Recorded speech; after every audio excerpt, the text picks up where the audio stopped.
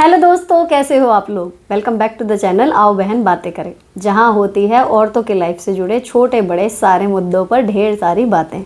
आप लोग कमेंट्स भेजते हैं, अपनी हार्ट फेल्ट फीलिंग भेजते हैं। किसी को छोटी लग सकती है प्रॉब्लम, लेकिन यहाँ पर किसी को जज नहीं किया जाता। तो जो भी कोई कमेंट सेक्शन में अपनी प्रॉब्लम यहाँ पर शेयर करता है, मैं कोशिश करती हूँ कि उसका एक बेहतरीन और प्रैक्टिकल हल जो भी पॉसिबल है वो आपको सुझा सकूं। अच्छी बात यह है कि लोगों के पॉजिटिव रिस्पॉन्स आ रहे हैं, लोगों की लाइफ सॉर्टेड हो रही है। आज हम एपिसोड 171, जिसका टाइटल था कि बुढ़ापे में समझ में आएगा कि सारी ज़िंदगी फालतू चीज़ों की टेंशन लेने में बिता दी, इस तरीके का था। उसके क्वेश्चन मैं पढ़ रही हूँ और कोशिश करूँगी कि ईच एंड एवरी क्वेश्चन को मैं अच्छे से आंसर कर दूँ। तो चलो आज के एपिसोड स्टार्ट करते हैं। आओ बहन बातें करें। हाय दी, मैं एक गवर्नमेंट टीचर इन यूपी हूँ। अभी और बेटी के साथ यूपी में रेंट पर रहती हूँ। मेरा घर दिल्ली में है और वही इन लॉज और 3 जेठ जेठानी भी रहते हैं। मेरे इन लॉ ने जेठानी के कहने से हमें अलग कर दिया, ना चाहते हुए भी। इन लॉ और जेठानी टॉक्सिक हैं। अब मेरी सारी जेठानी ने इन लॉ का खाना बनाने से मना कर दिया, तो सास मेरे किचन में खाना बना रही है। तो मेरे हबी का कहना है कि हम मम्मी और पापा के साथ हैं, वो हमें अलग कर चुके हैं। होली पर घर जाना है तो उनका सारी बात पर रोका टोकी शुरू रहेगी। किचन मेरा पहली मंजिल पर है, बेडरूम दूसरी मंजिल पर है। किचन में ही कुकिंग, कटिंग और सिटिंग की सुविधा नहीं है, इसलिए खाना बनाना भी बहुत बड़ा काम लगता है। मेरा तीसरा मंजिल बन रहा है, अभी काम पूरा नहीं हुआ और इन लॉ के कहने पर घर में हमने सभी जगह हिस्सा दिया है। सभी ने हिस्सा देने से मना कर दिया है। मेरे दूसरे घर मेरे और हबी की अर्निंग से लिया गया है। रेंट मेरे इन लॉ पूरा लेते हैं और अब खर्च भी मांग रहे हैं। बहुत ज़्यादा टेंशन में हूँ, मुझे साथ खाना बनाना नहीं है। वो मेरी सारी छुट्टी बर्बाद कर देंगी और कलेश भी बहुत ज़्यादा करा देती हैं। Please help me. देखो, आपके हस्बैंड को ना एक स्टैंड लेने की बहुत ज़्यादा ज़रूरत है। ऐसे रिश्ते जो फ्लक्चुएट होते रहते हैं, माँ बाप का हमें सपोर्ट करना चाहिए, आई अंडरस्टैंड, ठीक है। मान लो उन्होंने हमारे साथ बुरा करा, लेकिन आज उन्हें हमारी ज़रूरत है, आई अंडरस्टैंड। बट एक चीज़ आदमी को समझ आती है कि किसी एक रिश्ते में केवल मेरे से लेना ही लेना चल रहा है, मेरे लिए कोई कभी खड़ा नहीं हो रहा, ना मेरे लिए कुछ कर रहा। वो उन्हें देखने की बहुत ज़्यादा ज़रूरत है। और अगर वो नहीं देख पा रहे तो कम से कम जो आपको फिज़िकल परेशानी हो रही है, काम की दिक्कत हो रही है, ये सारी चीज़ें आप इनसे ओपनली डिस्कस करो कि भाई ये प्रैक्टिकली पॉसिबल है नहीं, जैसे मेरे से काम चाह रहे हो आप, तो इस तरीके से नहीं होएगा, है ना भाई। फाइनेंशियली ये एक तरीके से सॉर्टेड रहो, या तो वहाँ से किराया मत लो या तो यहाँ से मत लो। एक तरफ से देगा ना आदमी। अपनी गृहस्थी है तो आगे के लिए, फ्यूचर के लिए कमाने के बाद खर्च करके बचाना, फिर जोड़ना, ये सब चीज़ें होती हैं। अगर हम यही सोच रहे हैं कि महीने का हमारा इतने में तो चल ही रहा है, बाकी का सारा ही हम उड़ा दे रहे हैं, तो भगवान न करे लेकिन कल को कुछ हो गया। भाई अब तो सरकारी नौकरी को भी ये नहीं कह सकते कि जी परमानेंट ही है, कभी भी कुछ भी हो जाए तो क्या रहेगा। तो इस चीज़ को आप हल्के में ले रहे हो, आप अंदर अंदर परेशान हो रहे हो। आपको ज़रूरत है अपने हस्बैंड से डिस्कस करने की, क्लैरिटी के साथ पॉइंट टू पॉइंट बात करने की। एक तरफ पैसे का इशू है और दूसरी तरफ जो आपको काम करने में दिक्कत हो रही है। कहना पढ़ना आसान है, लेकिन एक मंजिल पे किचन, दूसरी पे बेडरूम, इतना आसान नहीं होता। तो वो चीज़ ना उनको बताओ, एहसास दिलाओ कि ये प्रैक्टिकली बहुत मुश्किल है मेरे लिए, कोई बीच का रास्ता निकालो, है ना। तो उनसे बात करो आप, क्योंकि सास ससुर से बात करने से कोई फ़ायदा नहीं। जो इसकी सुन के वैसा करने लगे, उसकी सुन के वैसा करने लगे। बाकी ये है, देखो भैया अलग कर दिया ठीक है, लेकिन अब जब कोई नहीं दे रहा खाना तो सब एक से तो होते नहीं। तो जो भगवान का बंदा होता है वो फिर बुरे टाइम के बाद उनका कर ही देगा। तो वो एक मानवता के नाते तो आप करने की कोशिश तो करो। आपके हस्बैंड भी तभी आपके सपोर्ट में आएंगे जब आपकी तरफ से वाइब ऐसी नहीं आएगी कि ये करना चाह नहीं रही। आपको उन्हें यही समझाना है कि मैं करना चाहूँ भी तो भी ये प्रैक्टिकली पॉसिबल नहीं हो पा रहा। तब निकलेगा कोई बीच का सा रास्ता। थोड़ा आप सोचोगे, थोड़ा वो सोचेंगे। नेक्स्ट, मेरे बच्चे सुबह 7:20 पर स्कूल चले जाते हैं, उसके बाद मैं वापस लेट जाती हूँ। घर का काम करने का मन करता ही नहीं, फिर सारा काम लेट हो जाता है। आप बेडरूम में सबसे देर में जाया करो। जब बच्चे गए, आपने उनको बाय करा, सीधे आओ किचन में, पहले काम निपटाओ, लॉबी का करो। बेडरूम में सबसे एंड में जाओ, उसको क्लीन करने भी मत जाओ। पहले जो बच्चे फैला के गए हैं, सोचो वो पहले क्लीन कर लो। आप बेडरूम में सारा काम करने के बाद ही जाया करो कि अब मैं बेडरूम साफ़ करूँगी, तो ऑटोमेटिकली आपका जो सोने का शेड्यूल है वो बनेगा ही नहीं। और फ़ोन रखो दूर उस टाइम पे। ये ना हो कि बच्चे चले गए, ला मैं ज़रा देख लूँ आज व्हाट्सएप, उसमें फिर आपको हाथ में लेते ही सुबह फ़ोन पता भी नहीं चलेगा 1 से 1.5 घंटा आपका कब चला गया। तो यही है कि फ़ोन लगाओ चार्जिंग पे, दूसरे कमरे में, या जब बच्चे हों तभी जाके बेडरूम में, ठीक है। तो फ़ोन और बेडरूम दोनों एक जगह रहेंगे, उनकी तरफ आपको जाना नहीं, आप सीधे वहाँ से आओ, उनको सी ऑफ करके बच्चों को, और अपना काम बाहर का, कपड़े बर्तन, किचन, लंच की तैयारी, है ना, जो बैठक होगी वो सब साफ़ वाफ करने में लग जाओ। बेडरूम सबसे एंड में जाओ साफ़ करने, अपने आप बन जाएगा आपका रूटीन। नेक्स्ट, मामा अर्थ का प्रोडक्ट मंगाया था, बाय 2 गेट 2 का ऑर्डर किया, लेकिन 2 ही प्रोडक्ट आया, प्रोडक्ट सस्ता है, पैसे ज़्यादा ले लिया। आपने कुछ गड़बड़ करी होगी भैया, बाय 2 गेट 2 का ऑर्डर किया है ना, तो उसमें आपको 4 प्रोडक्ट जोड़ने हैं और पैसे आप 2 के दोगे। आप ये सोचो आपने 2 प्रोडक्ट लिए और 2 वो अपने आप से भेजेंगे, ऐसे नहीं है। आपको समझ में थोड़ा गड़बड़ हो गई समझने में। मैंने भी बताया था बाय 2 गेट 2 का मतलब है कि 4, उसमें से 2 के पैसे दोगे। जिनके भी 2 के कम होते हैं वो लेस हो जाते हैं।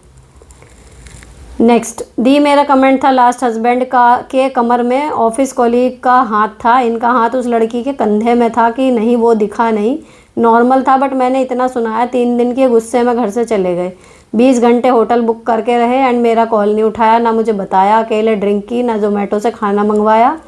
अगली मॉर्निंग 6 बजे आए तो बोलने लगे, इतना ताना देती है, मैं जॉब ही नहीं करता हूँ, तेरे शक का इलाज नहीं है मेरे पास। बट अब मैं ये बात नहीं भूल पा रही हूँ, मेरी 7 साल की बेटी है, उसके पैदा होने पर भी कुछ तमाशा हुआ था तो ये भाग गए थे। 2019 में शायद ये प्रेशर हैंडल नहीं कर पाते, बाकी तो सब करते हैं, ठीक है, बट अब मुझे शक हो रहा है कि कहीं ये मेरे सामने साइड और पीठ पीछे अलग ना हो, फिर लड़ाइयाँ हो रही हैं, सॉरी ये बोलते नहीं। मैंने वही बोला था ना आपको आंसर में भी कि ओवर रिएक्ट कर रहे हो। कई बार आदमी इतना ज़्यादा वो हो जाता है उस चीज़ से चिढ़ के परेशान कि करता हो ना तो ना करे वो आपके हिसाब से चीज़ें, है ना। और देखो सेम चीज़ हुई, वही हो गई ना कि भाई मैं मतलब तेरे शक का इलाज नहीं है। अगला वहाँ से वो मैं समझ रही हूँ कि उनकी टेंडेंसी है कि वो चले जाते हैं, लेकिन ये भी एक कोई इतनी बड़ी बात नहीं है भाई, प्रेशर हैंडल नहीं कर पाते। अगर आप इस चीज़ को लो, लेकिन आप जो प्रेशर उन पर डाल रही थी वो भी तो अननेसेसरी था। अब अपनी बीवी के शक का इलाज करने के लिए आदमी अपनी लगी लगाई अगर नौकरी छोड़ने की नौबत आ जाए तो कहीं भी किसी भी उम्र में नई नौकरी ढंग की लेना, कहीं जाना, अपना रोज़गार बदलना हंसी खेल थोड़ी है। और केवल किस लिए, क्योंकि मेरे कलीग ने कमर में हाथ डाल दिया था मेरी बीवी को, वो ठीक नहीं लगा, है ना। अब आप खुद ही कह रहे हो कि 3 दिन आपने इतना सुना है कि वो चले गए, परेशान हो गए। इस चीज़ को नॉर्मली भी हैंडल करा जा सकता था, या नाराज़गी हो भी रही है तो आपने एक बार कह दिया, बता दिया, आपको ये चीज़ बुरी लगी एंड दैट्स इट। अब उस चीज़ का आप गाना बना के गाते रहोगे, पास्ट में जाके कोई बदल तो सकता नहीं।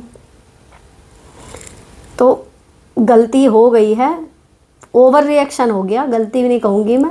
अब इस चीज़ को आपको कहीं ना कहीं अपने ओवर रिएक्शन को रोकना ही पड़ेगा, नहीं तो आपके बसी बसाई गृहस्थी, एक कमर का हाथ देख के आपको जो इरिटेशन हुई थी, सोचो वो पति ही आपके हाथ से निकल जाएगा। और रही बात ये कि ये प्रेशर हैंडल नहीं कर पाते, देखो आदमी या औरत कोई भी हो, परफेक्ट कोई नहीं होता, सब में कमियां होती हैं।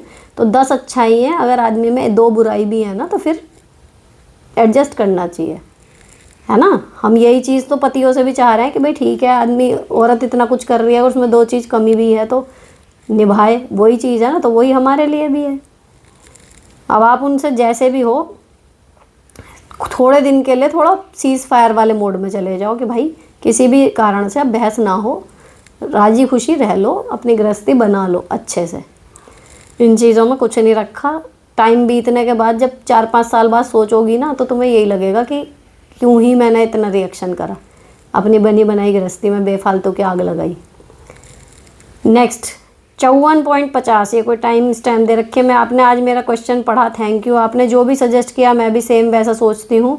मेरे हस्बैंड अच्छे से जानते हैं मेरे भाई और मायके वालों को हमारा कितना सपोर्ट किया उन्होंने, फिर भी मैंने मानने के लिए वो तैयार नहीं होते, मुझे ही सुनाते हैं कि तुम 2 नाव में सवार हो।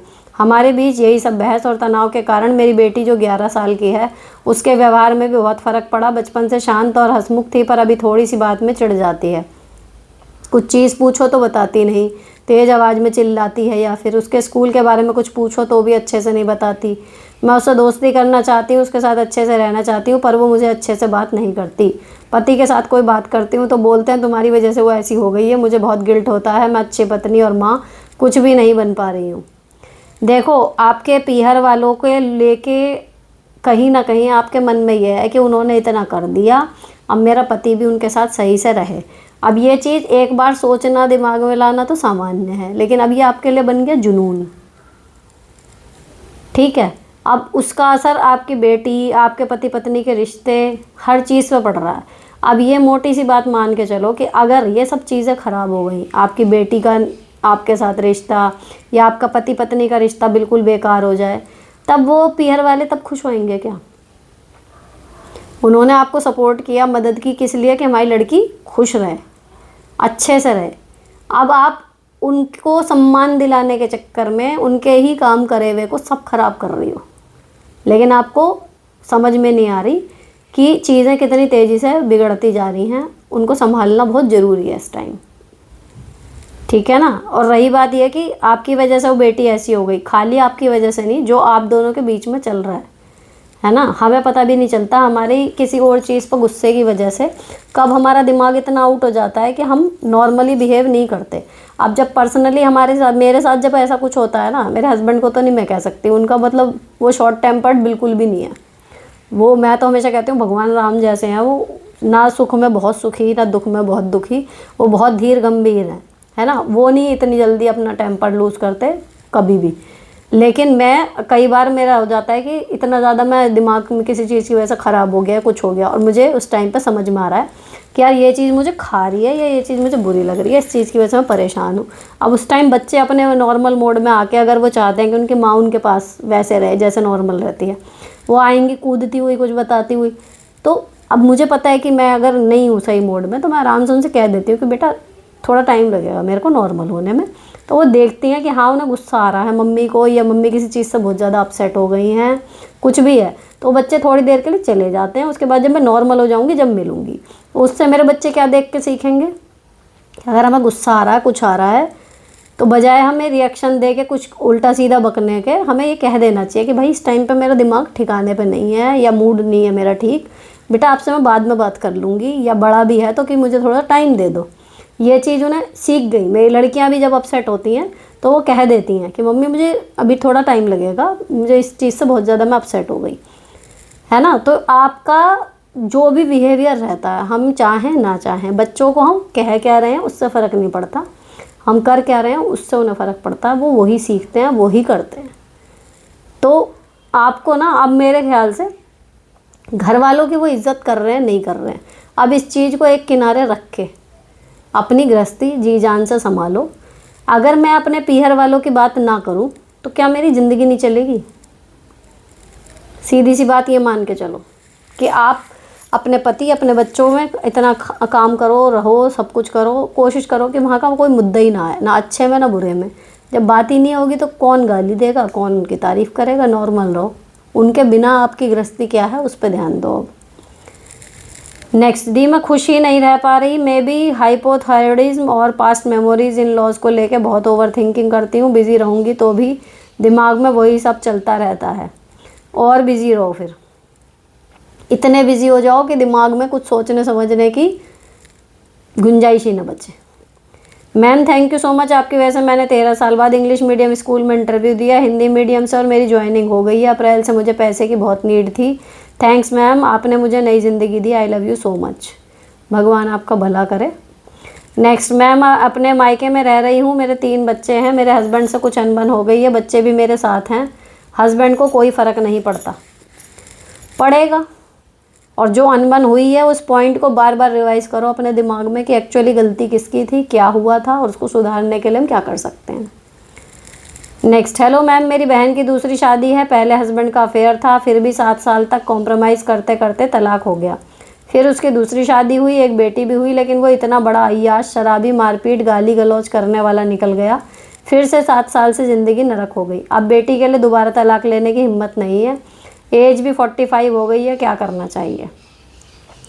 देखो जी, बेटी के लिए दोबारा तलाक लेने की हिम्मत नहीं है ये सोच के, लेकिन अगर वो बहुत ही ख़तरनाक किस्म का टॉक्सिक आदमी है तो 7 साल हुए हैं, आगे अभी ज़िंदगी 45 के बाद भी, अगर एवरेज एज भी लगाओ कि 60-70 भी, तो अभी बहुत ज़िंदगी पड़ी है। होती है किस्मत किसी की, नहीं चलती दो शादी भी, है ना। तो अगर लग रहा है कि इतनी मुश्किल है तो भैया ले सकते हैं दूसरी बार भी तलाक। अब कहने वाले कुछ भी कहें कि इसी में कमी होगी ये वो, लेकिन जब नहीं कट रही तो नहीं कट रही। मैम मैं एक हाउसवाइफ हूँ और मैंने सिर्फ ग्रेजुएशन तक पढ़ाई की है। मेरे बच्चे तीनों सीबीएसई इंग्लिश मीडियम की पढ़ाई करते हैं। मेरे हस्बैंड का टी स्टॉल है, समझ में नहीं आता कैसे उन्हें पढ़ाई कराऊँ। उनके अपने हस्बैंड उनकी कोचिंग की बट बात करती हूँ तो कहते हैं मेरे पास इतना पैसा नहीं कि उनके स्कूल की फ़ीस भर दूँ और कोचिंग फ़ीस भी। Please suggest me. देखो, अगर घर में पैसे कम होते हैं ना, लेकिन स्कूलों में इतना करा देते हैं कि अगर बच्चा पढ़े ना तो वहीं से पढ़े से पास हो जाता है। तो अपने बच्चों को छुपाओ मत, उन्हें बताओ कि घर की आर्थिक स्थिति नहीं है, हम अफोर्ड नहीं कर सकते ट्यूशन, तो पूरा ध्यान से स्कूल में ही पढ़ो, सेल्फ स्टडी करो। और तो और अब यूट्यूब पर हर चीज़ के, मैंने जब अभी सीटेट की तैयारी करी है ना तब मेरे को दिखाई दिए हर चीज़ की तैयारी प्रॉपर, जैसे कोचिंग में क्लासेस चलती हैं सबके यूट्यूब चैनल भी चल रहे हैं जो बड़े चैनल हैं सबके। तो वो लोग एग्जैक्ट उनकी क्लास की लाइव या फिर रिकॉर्डेड वीडियो आपको यूट्यूब पर मिल जाएगी, ज़रूरत ही नहीं है कोचिंग करने की, तो वहाँ कर ले। मतलब ये डिपेंड करता है बच्चे पे, जिसे पढ़ना होगा ना वो वैसे भी पढ़ लेगा, नहीं तो ट्यूशन भी नहीं पढ़ेगा। तो अपने बच्चों को कन्वेंस करो कि बेटा नहीं है गुंजाइश, लेकिन तुम्हें पढ़ना है तो गुंजाइश हमारी बढ़ेगी, तुम कुछ बन जाओगे तो। नेक्स्ट, हेलो मैम, मैं भी गवर्नमेंट टीचर हूँ, 2 बच्चे हैं। दिसंबर 2024 में मुझे अपना मिस्टर का अफेयर पता चला। मैंने उनसे बहुत फ़ाइट की, इन लॉज से ही बताया। फाइनली ये हुआ कि मिस्टर ने विश्वास दिलाया कि आप ऐसा नहीं करोगी। मैं भी मान गई, बट अभी मुझे फिर इनके एसएमएस उस लड़की के फिर इनके मोबाइल में मिले। फिर पूछा तो लड़ाई हुई हम दोनों के बीच। इस बार मैंने किसी से नहीं बताया, बट इस बार मुझे उस लड़की का नंबर मिल गया तो मैंने उसके घर पर कंप्लेंट कर दी। मिस्टर ने शिवरात्रि के दिन शिवलिंग लेकर पार्टी ली। अब ऐसा लाइफ में कभी नहीं करूँगा, प्रतिज्ञा होगा। मुझे और क्या करना चाहिए, बट मुझे अभी भी मिस्टर पर विश्वास नहीं हो रहा, क्या करूँ प्लीज़ बताएं। You don't have any option विश्वास के अलावा, है ना। लेकिन शर्म की बात है उस पति के लिए कि एक पढ़ी लिखी सरकारी नौकरी वाली, उसके 2 बच्चों की माँ उसके घर में है और वो इधर उधर मुंह मार रहा है। लिटरली क्या ही करेगा आदमी ऐसे आदमी का। विश्वास क्या, विश्वास हो भी जाए तो भी मन नहीं करेगा ऐसे आदमी के साथ पत्नी बन के रहने का। लेकिन ठीक है, तोड़ना मोड़ना क्या, घर को अब दूसरे जगह जाओगे, छोड़ोगे, ये वो विश्वास दिला रहा है, ठीक है कर लेते हैं भाई विश्वास दोबारा से, और क्या कर सकते हो। नेक्स्ट, दी मेरी लव मैरिज थी, मेरे हबी पंडित और मैं ओबीसी। मुझे कभी मेरे इन लॉज ने एक्सेप्ट नहीं किया, जबकि हम लोगों ने हमेशा उन लोगों को निभाया। बट मेरे हबी कोविड में एक्सपायर हो गए। अब मेरे इन लॉज का भी कोई आना जाना नहीं है बिकॉज ऑफ इग्नोरेंस। अब ये लगता है कि मेरे बेटे के पास मेरे बाद कोई रिश्ता नहीं बचा, क्या करूँ। दुख हो रहा है मुझे बहुत पढ़ के, पता नहीं क्यों। लेकिन आपका मैं का है ना। और दूसरी चीज़, कई बार मैंने ऐसा देखा है कि चलो बहू अपनी नहीं है, लेकिन पोता पोती में तो थोड़ा मोह आ ही जाता है। अगर वो थोड़ा भी हो तो उस लिंक को अपना ज़िंदा रखना, और अपना ध्यान रखना, क्योंकि आपके बाद तो इतनी जल्दी भगवान न करे आपको कुछ हो तो आप भी बनी रहीं तो बेटे का परिवार बना रहेगा, बड़ा हो जाएगा, उसे फिर उसके अपने रिश्ते वो बनाएगा, दोस्त यार संबंधी, प्यार मोहब्बत शादी, है ना। तो अपना ध्यान रखो और जहाँ तक हो सके अपने दोनों फैमिली से अगर थोड़ा भी लिंक बन सकता है तो कोशिश करना कि आपकी तरफ से कोई कटाव ना हो, बन जाए। चाहे थोड़ा सा बर्दाश्त करना पड़े चीज़ों को हल्का मल्का, लेकिन वही चीज़ कि बच्चे के लिए कुछ तो बेस रहेगा। नेक्स्ट, मैं वर्किंग हूँ। जब मेरा बेटा छोटा था तो मेरी सास ने नहीं संभाला, आप भी फिर भी देख रहे हैं। मेरा बेटा अब 8 साल का है, तो क्या अब मैं पुरानी बातें भूल जाऊँ, नॉर्मल रहूँ उनके साथ। बट जब देवरानी के बच्चे फुर्ती से संभालते देखते हैं तो पुरानी बातें याद आती हैं कि मेरे टाइम कैसी हरकतें करते थे। रोज़ बीमारी का यही सोचती हूँ कि मेरे ऑफिस जाते हूँ तो पीछे टेंशन नहीं होती बेटे के खाने की, मूव करूँ तो कैसे करूँ। देवरानी के बच्चे को जैसे सेवा हो रही है वो देखकर परेशान ना हूँ, आप बताइए क्या करूँ। देखो, देवरानी के बच्चे को जो भी वो कर रहे हैं, ठीक है, उसके अगर वो नहीं भी करते तो भी आपकी परिस्थिति पे क्या फ़र्क पड़ रहा था। मुद्दा ये है, मेरे बच्चे को मेरी सास ने नहीं संभाला, ठीक है। अगर वो मेरे बच्चे को संभाल लेती तो कुछ स्थिति होती, या आप संभाल लें तो कुछ स्थिति बदलेगी। अब वो देवरानी के बच्चे को संभाल रही नहीं संभाल रही, उससे मेरे बच्चे को कोई फ़र्क नहीं पड़ रहा ना।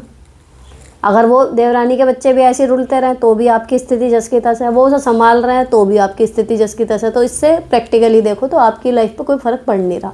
सिर्फ ये है कि तुलना कर रहे हो, इसलिए कलेश रहे हो कि भैया मेरे तो संभाले नहीं, इसके संभाल रहे हैं। अब वो उनको पता होगा क्यों संभाल रहे हैं, है ना। तो आप तो ये देखो कि आपकी परिस्थिति बदलने के लिए कुछ हो सकता है तो ठीक, नहीं हो सकता तो जो भी कर रहे हैं भैया उनकी लाइफ भाड़ में जाओ, करो।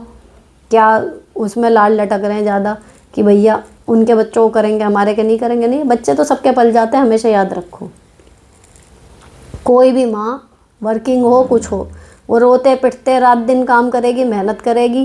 जिनके पति नहीं होते अकेली माएँ भी पाल लेती हैं, जिनकी पत्नियाँ नहीं होती वो बाप भी अकेले काम भी कर रहे हैं, पाल भी रहे हैं, दूसरी शादी कर लाएंगे, कुछ भी करेंगे, लेकिन बच्चे किसी के छोटे नहीं रहते। बच्चे सबके बड़े हो जाते हैं, ज़रूरत है उनको इमोशनली संभालने की, फिजिकली तो वो बढ़ ही लेंगे अपने आप। नेक्स्ट, मैम आपने सब्सक्राइबर बताएं कि अगर उनको कोई भी फिजिकल इशू है, PCOD, thyroid, fat issue, sugar, तो जब भी खाना खाएं अच्छे से च्यू करके खाएं, सारी प्रॉब्लम ठीक हो जाएगी। 32 टाइम च्यू करें, थैंक्स। ये सबके लिए इन्होंने एक सलाह भेजी है, क्वेश्चन नहीं है कोई। Hello, next, my husband can not control his anger and feels that he is right in abusing anyone, he keeps on abusing me, we are married for 25 years. जिसके गाली देने की आदत पड़ गई हो ना, उसका एक फ़नी सा इलाज होता है, उसके सामने ना आप गालियाँ उसको देके उसी की गालियाँ ज़रा बोल के बताओ उसे। उन गालियों को ना डिटेल में उनका अर्थ बोल के बताओ, थोड़ी झिझक आएगी लेकिन प्रॉपर बताओ कि देखो तुमने ये जो बोला है इसका मतलब ये है। अगर वो किसी की माँ को, बहन को, बाप तक गाली जा रही है, उस बाप का नाम लेके कि इसका मतलब वो आदमी ये है, तुम ये बोलते हो। जब तक उसकी गालियों का कहना पंचनामा नहीं हो जाता ना पूरा, पोस्टमार्टम, तब तक उसको समझ ही नहीं आता कि वो गा क्या रहा है गाने। और फिर भी अगर वो दांत फाड़े, कुछ करे, लगे कि इसको तो शर्म ही नहीं है, ठीक है नहीं है शर्म, लेकिन उसको दिखाए ना दिखाए अंदर खाने ये ज़रूर समझ में आ जाएगा कि भैया गालियाँ मेरी ख़तरनाक दे रहा हूँ मैं, थोड़ा रुकना चाहिए। उसको अंतरात्मा उसकी ज़रूर बोलेगी, है ना। और फिर तब भी ना सुने तो दूसरा वही है कि ठीक है अगर आपकी भाषा यही है तो भैया पति आप हो, पत्नी का काम है, जैसा पति रहे वैसी वो रहे, मैं भी गालियाँ दिया करूँगी। नेक्स्ट, मैम मैं गवर्नमेंट जॉब में हूँ, हस्बैंड है, 2 बच्चे हैं, मेरी जॉब बहुत लंबी है, 9 to 5 की है और इन सब के बीच में बच्चों की केयर नहीं कर पा रही हूँ। मेरा अब जॉब छोड़ने का नहीं है मैम, दिन भर मेरे माइंड में ये बात चलती रहती है कि मैं अपनी जॉब छोड़ दूँ, समझ में नहीं आ रहा कितनी छुट्टियाँ लूँ मैं। मैम हेल्थ भी ख़राब होती जा रही है, नींद कंप्लीट नहीं होती और मैं थोड़े स्ट्रेस में आ रही हूँ। आपके बच्चे ज़्यादा छोटे हैं क्या, या आपकी जॉब नहीं है? देखो, जो आप लोगों को लगता है ना कि जॉब के साथ दीदी इतना काम कैसे कर लेती हैं या सब कुछ मैनेज कैसे कर लेती हैं या फिर क्या पढ़ी है, एक पॉइंट ऑफ व्यू ये भी है मेरे ब्लॉग्स को देख के कि क्या पढ़ी है सारा काम करने की। बात भी सही है भाई, जो जॉब कर रहा है या मेरे मतलब मुझे अपने जैसा दूसरा कोई नज़र नहीं आता, तो बिना मतलब के ही कर रही हूँ जो भी कर रही हूँ। देखा जाए तो ज़रूरत तो है नहीं, लेकिन क्योंकि पढ़ाई ढंग से ख़त्म ही हुई थी तभी जॉब लग गई। तो ये चीज़ दिमाग में शुरू से है कि भैया अगर जॉब में ही ज़िंदगी कटनी है, आप कह रहे हो 9 to 5, स्टार्टिंग में यही होता था कि 1-1.25 घंटा जाने में, 1-1.25 घंटा आने में, तो मैं 8:30 घर से निकलती थी और 5:15, 5:30 घर पे आती थी। 1-2 महीने में ही समझ में आने लगा था कि सुबह आँख खुलती है और स्कूल स्कूल स्कूल और इतने वापस आते हैं, एनर्जी भी ख़त्म, दिन भी ख़त्म, हम भी ख़त्म, फिर सो गए, थके पड़े, खाया पिया उल्टा सीधा, फिर सुबह उठ गए, फिर भाग गए स्कूल। तो 1-2 महीने में इतना ज़बरदस्त डिप्रेशन हो गया था कि मतलब क्या हम आगे की अब पूरी 60-62 साल तक रिटायर होना है, तो क्या ज़िंदगी केवल इसीलिए है कि बस जाओ अपनी नौकरी में लगे रहो, बच्चे पढ़ाओ और आ जाओ। और वो बच्चे भी नहीं पढ़ने को तैयार। फर्स्ट पोस्टिंग तो थी भी ऐसी जगह कि वहाँ पे ये टीचिंग वाला सेटिस्फेक्शन भी आपको नहीं मिल सकता। इतना बुरा माहौल था, इतना ज़्यादा, 6-8 महीने खूब उसमें फाड़ गलाए, जब जाके तो वो स्कूल सा बना। तो भैया वो शुरू में ही समझ में आ जाता है कि नौकरी 9 to 5 वाली भी है तो भी जो बचे हुए घंटे हैं अगर उनमें ही अपना सब कुछ करना है तो फिर ऑटोमेटिकली चीज़ें चलती हैं। तो या तो आपकी जॉब नहीं है, आप एडजस्ट नहीं कर पा रहे, या आपके बच्चे ज़्यादा छोटे हैं इसलिए आप एडजस्ट नहीं कर पा रहे। तो इन दोनों में से पहले तो जो रीज़न है उसको एक्सप्लोर करो, ठीक है। और दूसरी चीज़ वही है, थक जाती हो तो सप्लीमेंट लो। बच्चे का आप ध्यान नहीं रख पा रहे, कोई केयर टेकर, कोई फैमिली मेम्बर, कोई जॉइंट फैमिली वाला चक्कर कुछ हो सकता है, दादी नानी बुआ, कोई उसकी ताई जिनके साथ टर्म्स अच्छे हों, बच्चे उनके साथ रह लें थोड़ा।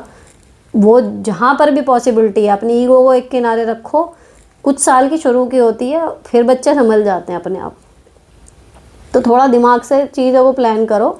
जॉब छोड़ना इज़ नॉट एन ऑप्शन। और एक बार अगर किसी को जॉब करना अपनी चॉइस से शुरू कर देता है ना, तो वो छोड़ भी देगा बच्चों के लिए, तो भी वो एक गिल्ट पे ही रहेगा कि भाई मैं इनकी वजह से बनी नहीं, ये बन सकती थी मैं बनी नहीं। वो भी आप पूरा नहीं महसूस करोगे। तो ये मान के चलो कि मैं जॉब भी करूँगी और मेरे बच्चे भी संभलेंगे। जो चीज़ें अननेसेसरी हैं, हाउसवाइफ की तो देखो मत कि मेरे होम मेकर साथ के जो हैं वो क्या कर रहे हैं। अपने घर का सर्वाइवल होता रहे, ऐसे काम करते रहो। बच्चे को जितना दे सको उतना क्वालिटी टाइम दो, क्वांटिटी पे मत जाओ। और आपके पीछे कौन ध्यान उनका रख रहा है उसकी तरफ जो हो सकता है वो करो। तो दोनों तीनों काम निपट जाएंगे, तब प्रेशर मत लो। नेक्स्ट, थैंक यू मैम मुझे सही एडवाइस देने के लिए। अब से मैं ऐसा ही करूँगी। मैंने कमेंट डिलीट कर दिया, इसलिए मेरे घर में आसपास किसी ने देख लिया तो मेरी आफत आएगी। ठीक है। नेक्स्ट, हाय मैम मैं डिसाइड नहीं कर पा रही हूँ कि मुझे क्या करना चाहिए। मैं अभी बीएड कर रही हूँ और मास्टर्स का सोचा है, पर घर से शादी करने का प्रेशर है। उनको लगता है कि इंडिपेंडेंट होना ज़रूरी नहीं है, पर मैं जॉब करना चाहती हूँ। मेरे पास अब ज़्यादा टाइम भी नहीं, 25 की होने वाली हूँ। तो एमएससी कर लेनी चाहिए या गवर्नमेंट जॉब की तैयारी करनी चाहिए 1 साल रुक कर? फिर लगता है नहीं हुआ तो मैं होम मेकर नहीं बनना चाहती। जब आपका पॉइंट ऑफ व्यू बिल्कुल क्लियर है कि आप होम मेकर नहीं बनना चाहती, तो अपनी बात पे अड़े रहो और पढ़ो जम के। मान जाएंगे घर वाले, वो पेच लगाते हैं, उनका लगाने का काम है। अगर आपके दिमाग में दूसरा प्लान है, आपकी ज़िंदगी आपको उस हिसाब से बितानी है, तो आपको उसके लिए अड़ना पड़ेगा। तो उनको समझ में आ जाता है कि भाई लड़की सीरियस है। और 25 साल कुछ एज नहीं होती आज के टाइम में। 25 पहले 25 में जब हमारी हुई थी ना, 26 में लग गए थे हम दोनों। तो ये था कि भैया मतलब इनकी उम्र है अच्छी खासी, ये इम्प्रेशन था मतलब मेरा खुद का भी कि मेरी शादी तो बहुत लेट हुई है। और अब 25 साल के लड़के या लड़की की शादी करते हैं ना, देख के लगता है कि बच्चों की शादी हो रही है। कुछ कर ही नहीं पाते वो लाइफ में उतने, और ना देखने में लगते ना कुछ, ऐसा लगा बच्चों की शादी कर रहे हैं। तो भाई 25 अभी कोई इतनी बड़ी एज नहीं है, 1-2 साल ले लो, सेट हो जाओ, वो बढ़िया रहेगा। लेकिन थोड़ा अपनी बात को मजबूती से रखो कि भाई मुझे नहीं बनना होम मेकर, मेरे को 1-2 साल दो, मैं अपना करूँगी, मेरी पूरी ज़िंदगी का सवाल है, शादी कहीं भगी नहीं जा रही। नेक्स्ट, मैम मेरी 2 बेटी हैं सी सेक्शन से, क्या मुझे एक चांस और लेना चाहिए? Up to you. वैसा तो डॉक्टर ही मना कर देता है तीसरा ऑपरेशन करने को, लेकिन फिर अगर मजबूरी होती है तो ये होता है कि थोड़ा गैप हो जाए, जल्दी ना हो। लेकिन 3 सिजेरियन को तो पहले तो डॉक्टर ही मना कर देते हैं, लेकिन कई बार इमरजेंसी में उन्हें भी करना पड़ता है। तो ये आपके ऊपर है, मैं कोई नहीं होती है कहने वाली कि ले लो चांस, क्योंकि मैं अपने ऊपर देखूँ, मैं तो अगर एक साथ ये 2 ना आती मैं तो न लेती दूसरा भी।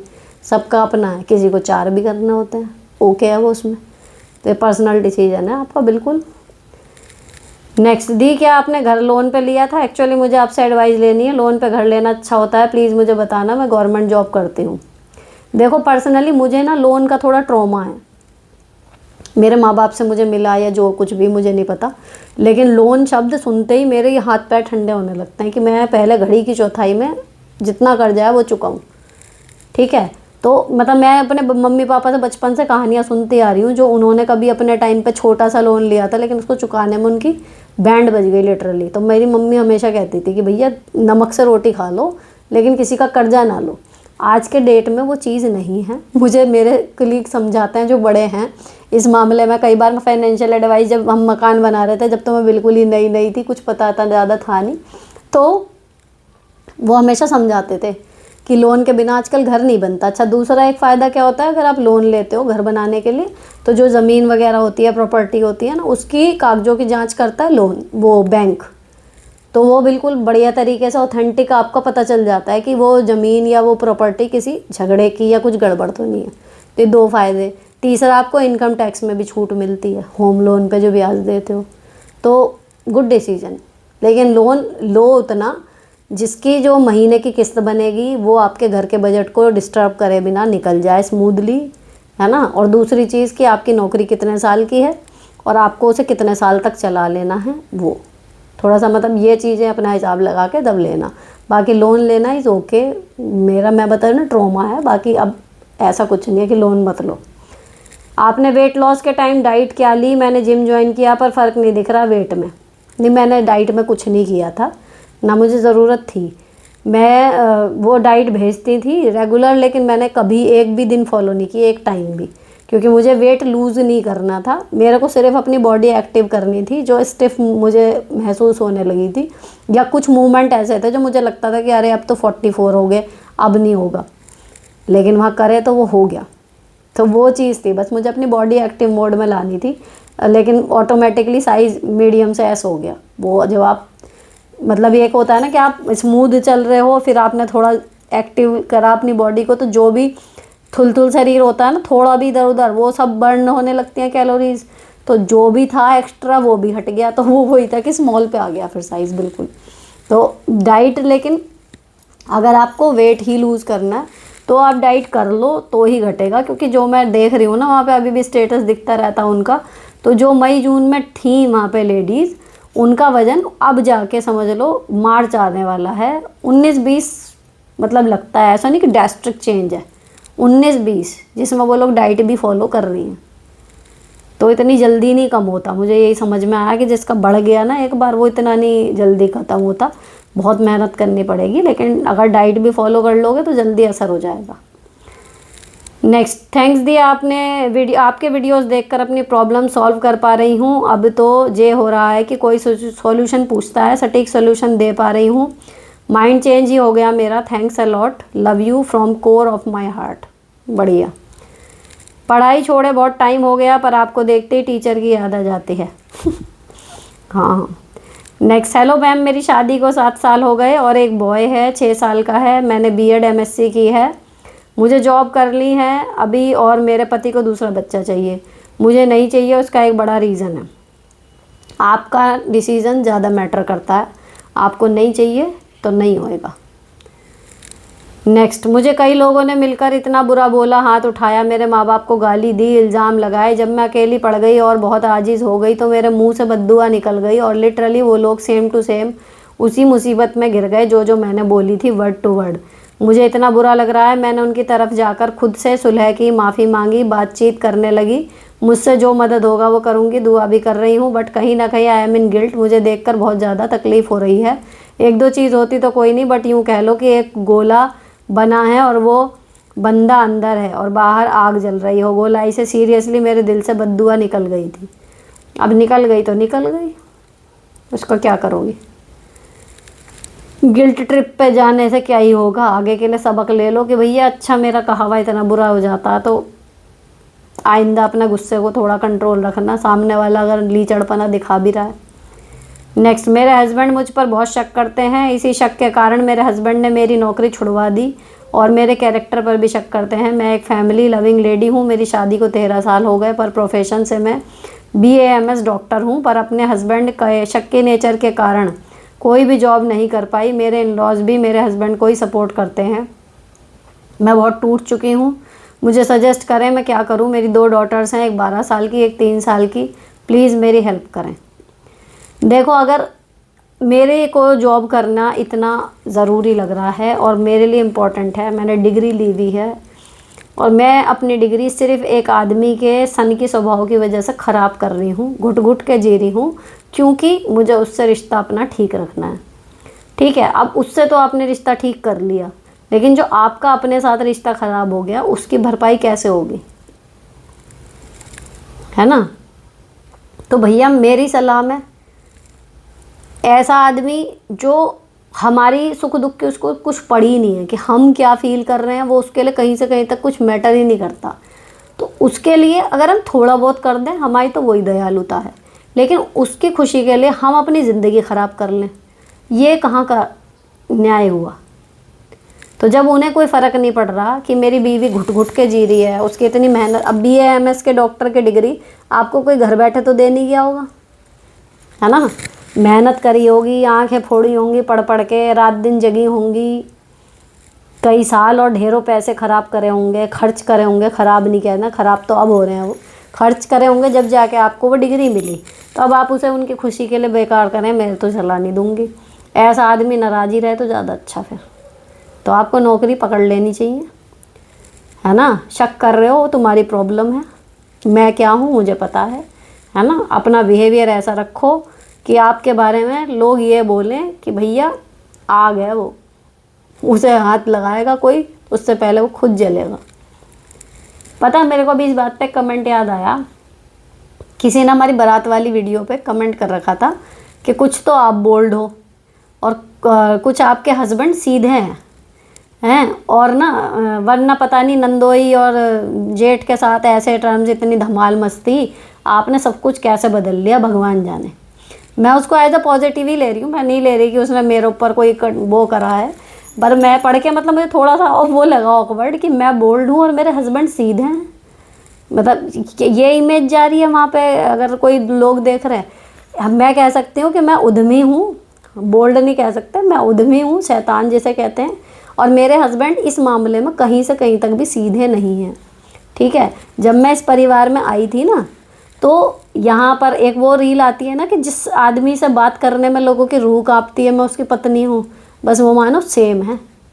मेरे हस्बैंड का इतना ज़्यादा मतलब कहना एक वो है ऑरा, उनसे कोई जरा सी भी ऊंची या उल्टे सीधे लहजे में ना बात नहीं कर सकता, किसी से करे ना करे, कोई कितने हंसी मजाक ये वो वाला हो। मेरे हस्बैंड से सब तमीज़ में अच्छे से बात करेंगे, चाहे कोई छोटा हो चाहे कोई बड़ा हो, क्योंकि सबको पता है कि भाई इनका गुस्सा या ये आदमी अलग है, उन्हें कोई हल्के में नहीं लेता। तो पहली चीज़ ये कि मेरे हस्बैंड सीधे हैं, मैं जैसे चला लूँ वो चल जाएंगे, एक तो वो बिल्कुल नहीं है, वो बहुत मतलब स्ट्रॉन्ग पर्सनैलिटी है उनकी। और कहीं ना कहीं उसी आड़ में मैं रहती हूँ, सबको पता है कि मैं कौन, विशाल की वाइफ।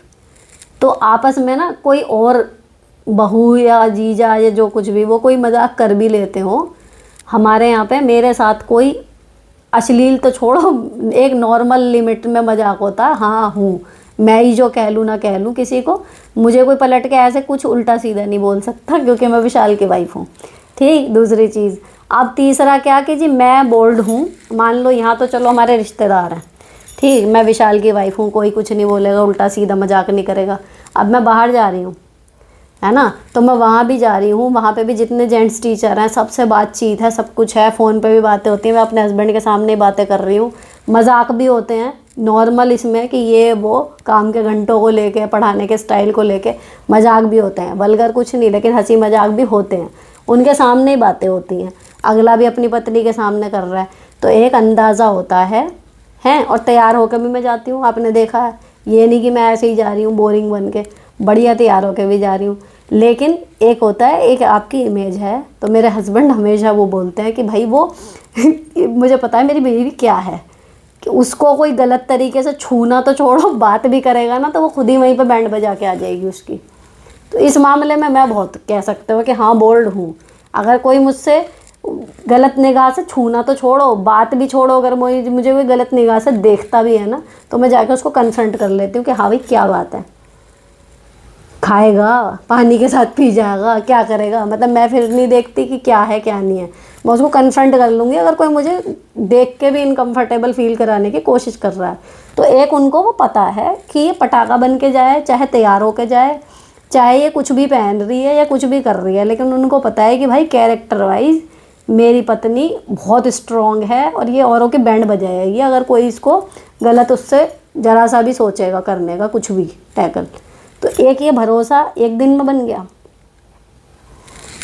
देखते देखते पर्सनैलिटी कैसी है कैसी नहीं है, या जब ऐसी सिचुएशन आई कि किसी ने कुछ बदतमीज़ी करी, मैंने कैसे हैंडल करा, है ना, ये बनते बनते बनती है ना इमेज। अब कितना ही कोई शक्की आदमी हो, कुछ भी हो, जब हम हैं ही नहीं वैसे, समझ रहे हो, अगर हमारा है ही करेक्टर इतना स्ट्रॉन्ग कि भाई नहीं है कोई गुंजाइश इस तरीके की चीज़ होगी, तो आदमी फर्जी शक कब तक करता रहेगा। किसी दिन तो उसका भ्रम टूटेगा कि मैं ही बावला हूँ। मैं हमेशा यही कहती हूँ शक्की पति वालों को कि एक तो अपना व्यवहार देखो, कहीं से कहीं तक कोई उंगली रखने की जगह ना हो आपके व्यवहार में, इतनी सी भी, कि हाँ जी ये तो ऐसी होगी, कोई ये भी ना कह पाए आपको देख के। और उसका कोई वो नहीं होता कि आप तैयार कितना होते हो, आप किसी जेंट से बात ही ना करो, ऐसा कुछ नहीं होता। आपके बात करने का लहजा, आपके देखने का लहजा, और जो आपको गलत तरीके से देख रहा है उनको आप हैंडल कैसे कर रहे हो, ये डिसाइड करता है कि आप कितनी फ्रीडम से अपनी ज़िंदगी जियोगे। ठीक। नेक्स्ट। नमस्ते जी, मेरी जेठानी से लड़ाई के कुछ महीनों बाद उनके बेटे के बर्थडे में मेरी जेठानी ने मुझे नहीं इनवाइट किया, जबकि मैं उसी घर में थी। बाकी मोहल्ले की 4-5 लेडीज़ को बुलाया क्योंकि 5 लोग तिलक करते हैं, जबकि हमारी लड़ाई नहीं हुई थी। जब मैं हर बार जाती थी, क्या कई बार अपने मायके से बिन बुलाए भी गई। इस बार छुट्टी ली थी, मैंने सोचा था सामने देखकर बुला लेगी, पर नहीं बुलाया। ऊपर के पोर्शन में बर्थडे कर लिया। लास्ट में भी बुलाती तो मैं चली जाती, बच्चे से भी कहलवा देती या सास भी कह देती तो चली जाती, पर किसी ने नहीं कहा। अब मेरी बेटियों का बर्थडे है, हर बार बुलाती थी, अब समझ नहीं आ रहा बुलाऊं या ना बुलाऊं। मेरी ट्विंस बेटियां हैं, उनको मेरी सास ने रेडी करने को कहा तो मैंने करके भेज दिया, मना नहीं किया। अब आपने बेटियों को भेज दिया उनकी, आप अपने तरीके से तैयार भी थी जाने को। आपका बड़प्पन यही होगा कि आप बुला लो। आ गई ठीक, तब भी आपकी चढ़ी रहेगी, और नहीं आई तो अगली बार जब आप नहीं बुलाओगी तो आपके पास एक रीज़न होगा कि देखो जी मेरे को तो बुलाया नहीं था, मैंने तब भी बुलाया। तो आप टेक्निकली राइट हो जाओगे, इस बार आप बुला लेना। नेक्स्ट। हेलो मैम, मैं हस्बैंड की शॉप पर 2-3 घंटे सुबह और 2-3 घंटे शाम को जाकर काम करती हूँ। घर का सारा काम खुद करती हूँ। 2 बच्चे हैं, उनका होमवर्क भी और सुबह स्कूल की प्रिपरेशन भी मैं ही करती हूँ। हस्बैंड किसी काम में हेल्प नहीं करते, पर चाहते हैं कि मैं शॉप पर भी जाऊँ, और कभी मैं बोलूँ कि आज मेरे घर के काम नहीं हो पाए, मुझे थोड़ा टाइम चाहिए या फिर हेल्प करो घर के कामों में, तो तुरंत झगड़ा कर लेते हैं। कहते हैं आपसे मत आना शॉप पर, घर में बैठी रहो। फिर कहते हैं मैं ही क्यों अकेले खर्चा उठाऊं, तुमने भी शॉप पर काम करना पड़ेगा। घर का काम तो कभी भी हो जाएगा, मेरी समझ नहीं आ रहा क्या करूं। आजकल ही कुकिंग चैनल स्टार्ट किया है मैंने, उसके लिए भी टाइम नहीं मिल पा रहा। प्लीज़ कुछ सोल्यूशन बताइए मैम। ऐसा है 2-3 घंटे सुबह जा रही हो, 2-3 घंटे शाम, है ना। तो ये करो, या तो सुबह या शाम में से एक टाइम स्किप कर लो, और दोनों टाइम में उन्हें पड़ेगा जोर जिस हिसाब के बता रही हो। तो 2-3 घंटे की बजाय घड़ी से मिला के 2 घंटे, 1 घंटा सुबह बचेगा, 1 घंटा शाम, पहले इतना खींचो। और रही बात यह कि घर का काम तो कभी भी हो जाएगा, है ना। तो अपने हस्बैंड के कामों को ज़रा लटका के दिखाओ उन्हें कि नहीं मिला टाइम, ये तो हो जाएगा, कभी भी हो जाएगा। जब उन्हें पता लगेगा कपड़े गंदे हैं तो धुलने होते हैं, खाना टाइम पे बनाना तो बनाना ही होता है। नेक्स्ट है जी, मैम मेरा बेटा दूसरी जात की लड़की से शादी करना चाहता है, लेकिन मेरे हस्बैंड को मंजूर नहीं है। वो कहते हैं कि समाज क्या कहेगा। समझाने पर बेटा मान गया है, बोल रहा है आप लोग की खुशी में मेरी खुशी है, क्या हम लोग सही कर रहे हैं, प्लीज़ रिप्लाई। देखो इस चीज़ का ना कोई एक सार्वभौमिक नियम नहीं है। किसी के लिए, बच्चे के लिए उसका प्यार कितना इम्पोर्टेंट है, ये हर बच्चे का ना अलग अलग हिसाब होता है। कोई आगे बढ़ जाता है आराम से, कोई अटका रह जाता है। तो अपने बेटे से ये बोलो कि भैया हमारी खुशी में तेरी खुशी है, यहाँ तक तो ठीक है, लेकिन ये ना हो कि हमारी और तेरी खुशी के चक्कर में आने वाले किसी निर्दोष का जीवन खराब हो जाए। तो अगर तू हाँ कर रहा है तो फिर ये वादा कर कि उसके साथ जैसे सही से रहना है, नॉर्मल रहते हैं पति पत्नी, बिल्कुल हंसी खुशी अच्छे से रहेगा। और अगर ऐसा नहीं करना तो फिर हमारे ऊपर एहसान तो कर मत, ठीक है। अब तेरी मर्जी वहाँ करने की, तेरे पिताजी की मर्जी वहाँ नहीं करने की। तो मैं तो ऐसी कंडीशन में हमेशा मुझे लगता है कि अगर हमारे लिए प्यार बहुत इम्पोर्टेंट है ना, अगर मैं मतलब बच्चे के तौर पे सोचूं अपने आप को, तो बेस्ट होता है कि आप शादी ही मत करो। आपकी पसंद का आपको नहीं मिल रहा, उनकी पसंद का हम नहीं करेंगे, आप शादी ही मत करो, निकलने दो कुछ साल, अपने आप माँ बाप फिर मान ही जाते हैं, है ना। और दूसरी बात, माँ बाप को भी समझ में आ जाता है कि भाई मेरा बच्चा सीरियस है, देख उसके चक्कर में इतना है कि शादी की उम्र निकली जा रही है, अगला किसी दूसरे की तरफ देख ही नहीं रहा। तो दोनों पक्ष अपने आप को प्रूव कर देते हैं, फिर मान जाते हैं। तो मैं तो तब मानूँ कि भैया हाँ प्यार था, कि चाहिए तो वही चाहिए, उसी से करेंगे, नहीं तो हम कर ही नहीं रहे शादी। मैं तो तब मानती हूँ कि भैया हाँ प्यार था केड़ा। अब मान लो वो हमें पसंद है, फिर माँ बाप ने दूसरी लड़की दिखा दी, यार वो भी देखने में ठीक है, पैसे वैसे भी मिलेंगे, सब कुछ है बढ़िया, माँ बाप भी खुश हो जाएंगे, फिर हमने प्यार छोड़ दिया अपना, तो वो तो हल्की सी बात हो गई ना। और ऐसी हल्की बात का फिर क्यों लोड ले रहे हो, अगर वो एकदम मान रहा ठीक है फिर कर दो, बस उससे यही वादा ले लो कि कल को फिर पलट जाए, अगली लड़की वो आए हमारे भरोसे पे, पता लगा जी मेरा पति किसी और से प्यार करता, वो तमाशे नहीं होने चाहिए फिर बाद में। नेक्स्ट, हाय दी, मेरे हस्बैंड ने अलग अलग जगह से काम के लिए लोन ले रखा है, होम लोन लेकर लोन चुकाना चाहते हैं। मैं नहीं चाहती कि होम लोन लें, लोन लेने के बाद भी आधा ही चुकेगा। मैं सिलाई का काम करके घर खर्च में हेल्प करती हूँ। अब क्या कह सकते हैं भाई, उन्हें होम लोन लेके भी आधा ही चुकेगा तो फिर तो सही में क्या ही फायदा है। इसके बजाय तो उनसे समय ले लें और कुछ ऐसा करें जिसमें कुछ गारंटीड रिटर्न कुछ कमाएं जो मिले, और एक एक करके चुकाना शुरू करें उनके। तब अगर आप देखो कि भाई 2-3 महीने मेरा पति बहुत मेहनत कर रहा है रात दिन एक करके, और जो बच रहा है जहाँ से बच सकता है वहाँ से बचा भी रहा है और कर्जे वालों का कर्जा उतार रहा है, तब तो चलो इतना दिल बना के चल भाई होम लोन भी ले लें, उतर ही जाए, है ना। जैसे मैं कह रही थी कि मुझे लोन से फोबिया है, तो जैसे मैं चुकाती हूँ, जब मेरे ऊपर कहीं का आ जाता है पैसा, तो जैसे मैं चुकाती हूँ, अगर मैं ऐसे देखूँ कि मेरा पति इस तरीके से लगा पड़ा है, तो शायद मैं भी कोशिश करूँ कि चलो भाई वहाँ से भी लेके पहले लोन ही चुका दें, बहुत मेहनत कर रहे हैं। तो डिपेंड करता है कि वो एक्चुअली कितने सीरियस हैं। पता लगा जी वहाँ का भी नहीं चुका, आधा रह गया, और होम लोन और जान को ले लिया, फिर उसकी किस्तें कौन भरेगा, है ना। तो पहले उनसे बोलो कि होम लोन लेने के बजाय 1-2 महीने का टाइम लेके मेहनत करके पहले चुकाना शुरू करो। छोटे छोटे चुकाएं, गिनती तो कम होएगी कि 10 जगह का है, 7 जगह का है। नेक्स्ट, बातें कैसी करनी चाहिए कि सामने वाला बोर ना हो और हम इमेच्योर्ड भी ना लगे।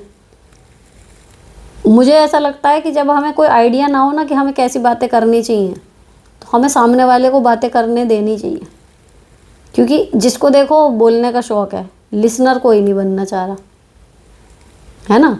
तो अगर हम किसी के लिए अच्छे लिसनर बन जाएं तो भी तो अच्छी कन्वर्सेशन ही हो रही है हमारे साथ। तो उस टाइम पे कोई एक आध प्रश्न उसके हाल चाल के बारे में, या और क्या चल रहा है लाइफ में, उसकी लाइफ से जुड़ी हुई जो भी चीज़ें आपको पता है कि हाँ उसके लाइफ में ये पॉइंट्स हैं, उनसे जुड़ी हुई चीज़ों पे लेट हिम स्पीक, और वो अच्छे से, बोर भी नहीं होगा, और सबको अच्छा लगता है कि कोई उनके मन की बात सुन ले। बस ये मैंने देखा। मतलब अब मैं भी आपसे बात कर रही हूँ, लेकिन इस टाइम पे मुझे ऐसा नहीं लग रहा कि मैं अपने मन की बात कर रही हूँ, मैं आपके मन की उलझनों के सवालों के जवाब दे रही हूँ। अब पर्सनली अगर मैं कहूँ ना कि कोई अच्छा लिसनर, मेरे हस्बैंड सुन लेते हैं मेरी बातें, बता देती हूँ उन्हें, ठीक है। अगर वो भी नहीं सुनते, मुझे पता है कि मतलब ये प्रोसेस मुझे अपने माइंड में ही करना है सब कुछ। लेकिन बहुत सारे लोग ऐसे हैं, मैंने देखा है कि उनको अपनी बातें करने के लिए कोई चाहिए होता है और उनके पास होता नहीं। तो अगर कोई आदमी अच्छा लिसनर बन के उनकी बातें सुन लेता है, इंटरेस्ट दिखाते हुए कि हाँ अच्छा और बताओ क्या हुआ था, इतना कर लेता है, तो एक अच्छी कन्वर्सेशन हुई, वो मान के चलेंगे। कभी भी कोई भी बोर नहीं होगा, सबको चाहिए कोई सुन ले। तो अगर आपको बात करनी नहीं आ रही तो सुनना सीखो, तब भी अच्छी कन्वर्सेशन हो जाएगी। नेक्स्ट, हाय दी, मेरे पापा रिटायर हैं, गवर्नमेंट जॉब थी, पेंशन आता है, उस पेंशन से ही मेरे 2 भाई 2 भाभी, उनके बच्चे, सबका सर्वाइवल हो रहा है। पापा ही लाइट बिल, गैस बिल, सब्जी एक्सेट्रा सब पे करते हैं, क्या ये गलत नहीं है? दीदी एज अ डॉटर मैं क्या करूं? मेरे मम्मी भी भाई के सपोर्ट में है और उनको कुछ कहते नहीं, पापा को ही कहते हैं कि आपको क्या करना है पैसे का, जबकि ये तो गलत है ना। ऐसा है, अगर गलत है भी तो आप कर क्या लोगे? तब अच्छा लगेगा आपके पापा अपनी पेंशन अपने पास रखें और आपके भाई भाभी धक्के खाते फिरें या भूखों मरें। दिख उन्हें भी रहा होगा, ऐसा नहीं है आपको ही दिख रहा है, लेकिन नहीं होता, कई बार ऑप्शन नहीं होता। वो अपने बच्चों को भूखा थोड़ी मरते देखेंगे, आपको क्या पता, कहते भी हों कि भाई कुछ करो, कमाओ, खाओ। तो मेरे हिसाब से तो बीइंग अ बेटी आप दूर ही रहो, राजी खुशी उनका चल रहा है चलने दो, जिसके जो नसीब का होता भैया वो ले लेता, बस वो वाली बात है। नेक्स्ट, मेरी सास काम पड़ने पर सामने से बोलती है, काम निकल जाने पर ऐसे रहती है जैसे अजनबी हो, तो क्या करें दी? बस जब बोल रही है तब कर दो उनका काम, आराम से जितना हो सके। आप भी जी निकाल के मत रखो अपना कि हाय मेरी सास बोल दी तो मैं तो किडनी फेफड़े सब निकाल के रख दूँगी। ठीक है, अगर आपको लग रहा है गुंजाइश में है, काम ईजिली कर सकते हो, कर देंगे, नहीं है साफ मना कर दो। अलार्म वेक क्यू का एक और तरीका है, अलार्म की बहुत सॉफ्ट ट्यून लगाओ, जैसे कि गिटार एंड बर्ड्स चिर्पिंग, जो बहुत सॉफ्ट हो, आप भी जाग जाओगे और सिर में भी प्रॉब्लम नहीं होगी। हेलो मैम, मेरी शादी को 15 साल हो गए हैं, ससुराल वालों ने हमेशा ही परेशान किया है, पति को नेवी में 18 साल हो गए हैं, कोई सेविंग नहीं की, सब कुछ ससुराल वालों पर खर्च कर दिया। वैसे तो मेरे साथ ठीक रहते हैं, लेकिन जब हम 1 महीने की छुट्टी जाते हैं तो वो मेरे से बात भी नहीं करते। बाकी लोग जो कहेंगे करते रहेंगे। यहाँ आने के बाद ससुराल में जो हुआ उसी पर लड़ाइयाँ होती रहती हैं। मुझे डिप्रेशन भी है, 2 साल से मेडिसिन चल रही है। अकेले में बैठकर रोती रहती हूँ, मन ज़रा भी खुश नहीं रहता, क्या करूँ। ऐसा है आपकी लाइफ ना आपके पति के और उनके घर वालों के इर्द गिर्द घूम के रह गई है। बाहर निकलना बहुत ज़रूरी होता है इस लूप से। तो अब आपके पति नेवी में हैं, वो आते हैं बाद में। अब यहाँ पे मतलब बहुत ज़्यादा टाइम आपके और आपके हस्बैंड को मिल भी नहीं रहा, और जो मिल रहा है वो जा रहा है लड़ाइयों में। तो आपको ना बहुत ज़रूरत है अपनी लाइफ में अकेले मैं क्या कर सकती हूँ ये सोचने की, है ना। जो निगेटिव लोग हैं, जो भी निगेटिव चीज़ें हैं आपके लाइफ में, आप उन्हीं को बार बार सोच रहे हो, उन्हीं में अटके हुए हो। जो आप कर सकते हो वो नहीं कर पा रहे। तो ये चीज़ें एक दिन में देखो बदलेंगी नहीं, 1 साल में भी नहीं बदलेंगी। जो 17-18 साल में नहीं बदला ना, उस चीज़ को आप बदलने की तो छोड़ो, आप खुद को बदल लो। उन चीज़ों के प्रति रिएक्शन करने का तरीका बदल जाएगा, तो शायद आप इससे निकल जाओगी। अगर जॉब नहीं करती हो, जॉब करना शुरू कर दो। कोई हॉबी डेवलप करनी है वो कर लो। कहीं बाहर आना जाना शुरू कर दो। कोई क्लब, योगा, कुछ भी, जिम, कोई हॉबी क्लासेस, जहाँ आप डेली निकलो, बाहर जाओ और कुछ सीखो। ऐसी चीज़ कुछ भी जो अच्छी लगे, जो आपसे संभव हो पाए आपकी परिस्थितियों में, उसको आप शुरू कर दो। इन चीज़ों के बारे में सोचो ही मत, ठीक। जब आप खुद सॉर्टेड हो जाओगी ना, फिर आपको ज़्यादा क्लियर नज़र आएगा कि एक्चुअली प्रॉब्लम हस्बैंड में है, ससुराल वालों में है, मुझ में है, हमारे साथ ना रहने में है, क्या है, ठीक। तो थोड़ा सा मुझे जो समझ में आया, आप लूप में फंस गई हो, पहले इस लूप को तोड़ो, फ्रेश हो जाओ एकदम। नेक्स्ट, प्लीज़ मैम रिप्लाई ज़रूर करना। मेरा क्वेश्चन ये है कि मेरी शादी को 14 साल हो गए हैं। मेरी सास को चोरी करने की बहुत आदत है, जिसके कारण घर में बहुत लड़ाइयाँ हुई और फिर हम अलग हो गए। अब अलग रहते हैं, साथ साथ घर के मेन गेट एक ही है। कभी भी आप तब की है, टपकती है, मुंह पर मीठा बोलती है, पीछे से जहर उगलती है। अब हुआ ये कि मेरी सास के भतीजे की 15 फरवरी को शादी थी, जिसमें हम सब गए हुए थे। वहाँ मेरी सास ने 3000 रुपये निकाल लिए मेरे बैग में से, और फिर लोगों के आगे ड्रामा करती है कि इसने संभाल के नहीं रखे होंगे। मुझे पक्का विश्वास है कि रुपए मेरी सास ने ही निकाले हैं। मुझे मेरी सास से बहुत ज़्यादा नफरत हो गई है। वो ये सोचती हैं कि इसको पता ही नहीं है कि रुपये मैंने निकाले हैं, किसी और ने नहीं। मैंने मेरे हबी को बोला कि मैं कह दूँ मम्मी को कि आपने मेरे रुपए क्यों निकाले, पर उन्होंने मना कर दिया। बोले वो मानने वाली तो है नहीं, फिर क्या फ़ायदा। उनको भी पता है मेरी सास चोरी करती हैं, बट बहुत बार ऐसा हो चुका है बहन।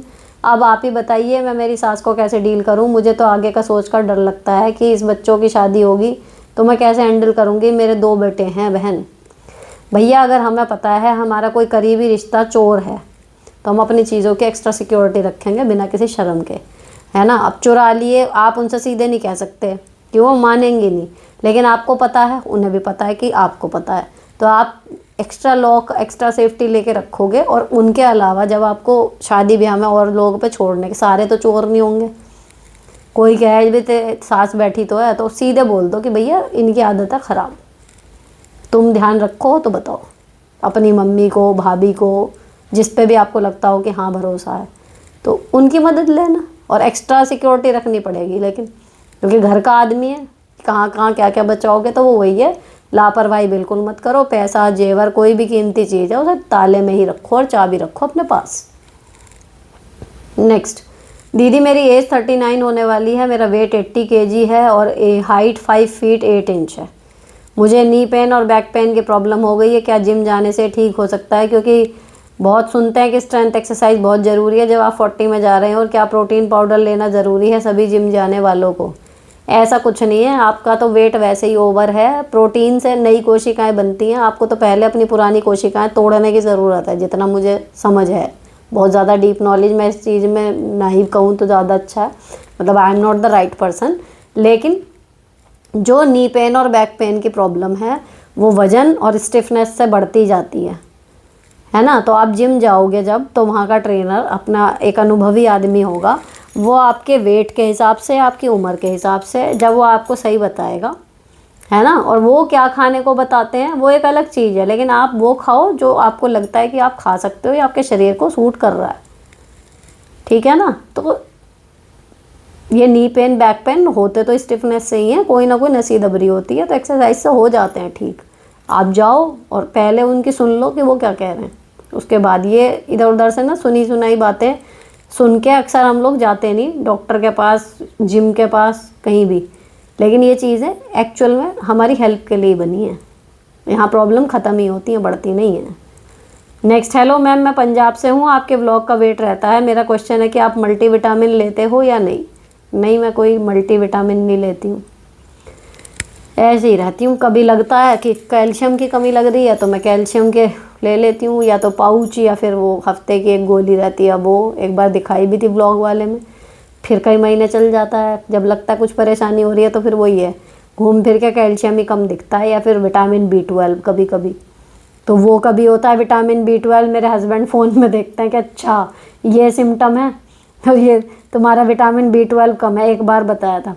फिर मैं डॉक्टर के पास गई दिखाने, उन्होंने कहा हाँ जी तुम्हारा B12 कम है। अब वो B12 की गोली कितनी सी, इतनी सी। और जब उसे खा के ठीक हो गई ना मैं, तो मुझे इतनी गुस्सा आई थी, मैं इतनी सी गोली क्या कर रही है, जो हमारा दिमाग ख़राब कर रखा है, इसमें इतने दिन से परेशान हो रहे हैं हम।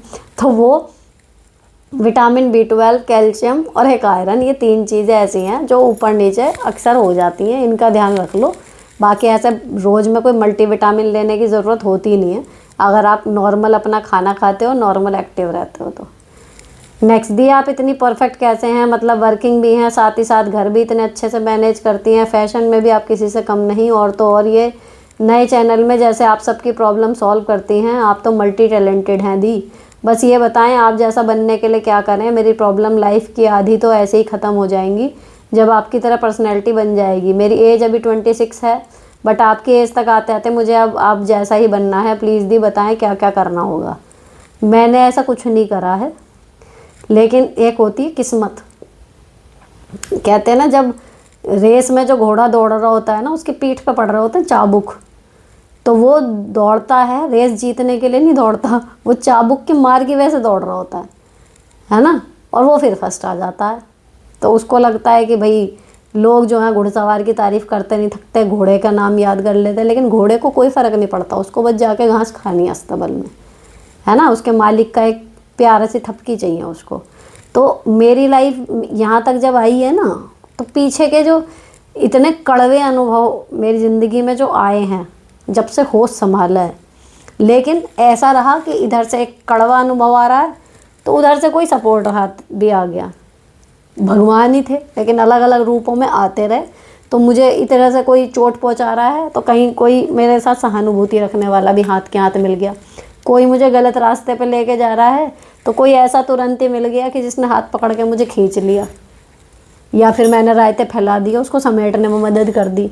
तो वो कोई शक्लें अलग अलग थी। अभी मुझे लगता है कि स्वयं नारायण ही थे जो रूप बदल बदल के बार बार आए एंड उन्होंने मुझे संभाल लिया।